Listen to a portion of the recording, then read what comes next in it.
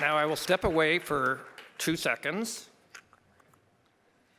and step back to sort of create a break, psychological break here, and it's my pleasure to introduce Mark McKinnon, the 2022 recipient of the Hyman Solomon Award for Excellence in Public Policy Journalism. Mark started his week in Ukraine, or finished his last week in Ukraine, serving as the eyes and ears, as he does, of the Canadian public on the Russian invasion, and one of the most experienced journalists in the world in this critical region. He has covered the Orange Revolution, the Maidan Uprising, the Crimea invasion, and more. In 2007, he wrote a book called The New Cold War, a title about to get a lot more use. Well, I've known Mark for most of his career. The announcement of this award has brought forth new facts about him from a well-placed spousal source who we can't name because she was not authorized to spill the beans. But first, the public record. Mark is one of his generation's most gifted and resourceful foreign correspondents. He's also a really nice guy. Great journalist, good guy. Trust me, it's not as oxymoronic as it may sound to many of you. He has 4 consecutive postings under his belt: Moscow, the Middle East, China, London, and 100 points between. He's received a ridiculous 13 National Newspaper Award nominations. He got the Story of the Year in 2016 from the British Foreign Press Association for piece headline, "The Graffiti Kids Who Sparked the Syrian War." Great headline. He was named Canada's Journalist of the Year in 2017.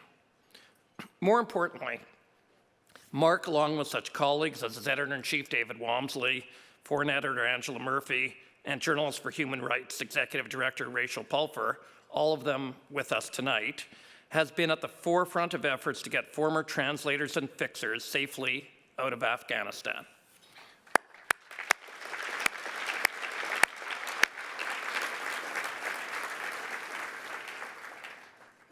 If you want to test my good guy, great journalist proposition, search up his September 10th story about the exfiltration of some of the former Globe helpers. It reads like a thriller, with the action sequences provided, believe it or not, by Ukrainian Special Force operatives. All that said, Mark's journey to becoming the Globe and Mail's senior international correspondent was not without a few bumps along the way. He was originally headed into engineering before a last-minute course correction landed him in journalism at Carleton University. Then his first summer internship derailed when the Pictou Advocate newspaper office in Nova Scotia burned down. A competitor, no doubt. Mark stayed up all night dialing directory assistants around the world. By morning, he had landed a summer job at the Port Elizabeth Herald in South Africa. Resourceful, I say. He lived in a YMCA that summer, covering early post-apartheid South Africa and its Truth and Reconciliation Commission. One final personal detail. Mark is dad to a 12-year-old kid and 2 cats. And whenever away on assignment, he sends his daughter photos of cats he encounters, his way of making it all seem a little less frightening. Ladies and gentlemen, I present this year's Hyman Solomon Award winner, Mark McKinnon.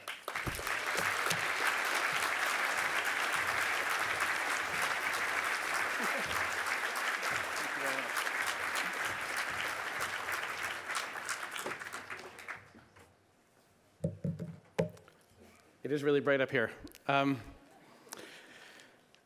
Wow. Thank you so much to the Public Policy Forum for this enormous honor. Just looking at the people who have received this Blue Trophy in the past, such amazing colleagues as Andre Picard, Madeleine Drohan, Jeffrey Simpson, my university classmate Karen Pugliese, if she's here, and of course Ed, who long before he was the boss here at the PPF, was the editor at the Globe and Mail, who helped me get my start at the paper and was the editor when I first went abroad. It is genuinely flattering to be considered alongside such names. And I must say thank you to the aforementioned anonymous spouse, my wife Carolyn, and our daughter Alexandra, who are not here this evening, but are my biggest supporters. For 20 years now, Carolyn has, of course, been putting up with me going to places like Afghanistan, Iraq, Russia, not so much anymore now that I've been sanctioned, And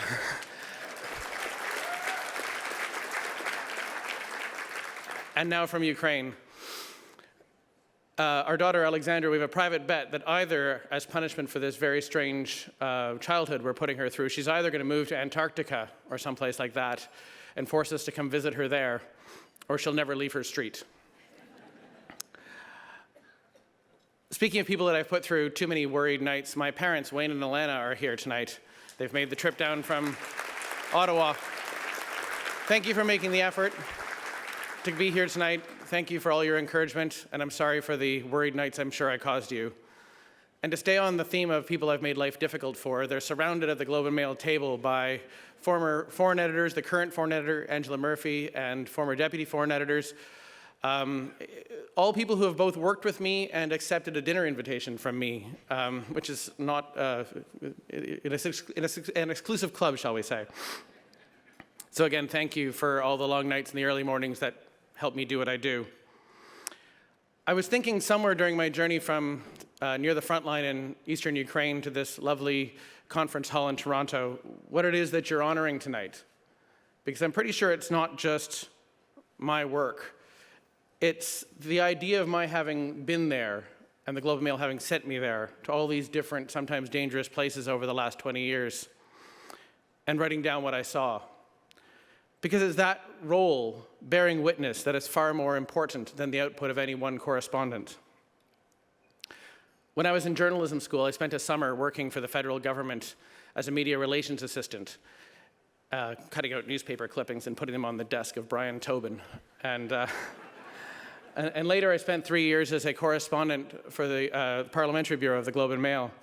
And so I know that a story written anywhere in the world that ends up on the front page of the Globe or the Star or the Ottawa Citizen or on the headlines of the top of the newscast from CBC and CTV, that gets the attention of MPs and cabinet ministers and their staff and becomes the topic of question period the next day. And those articles, therefore, help force the government of the day to come up with a policy it can defend to its employers, the public.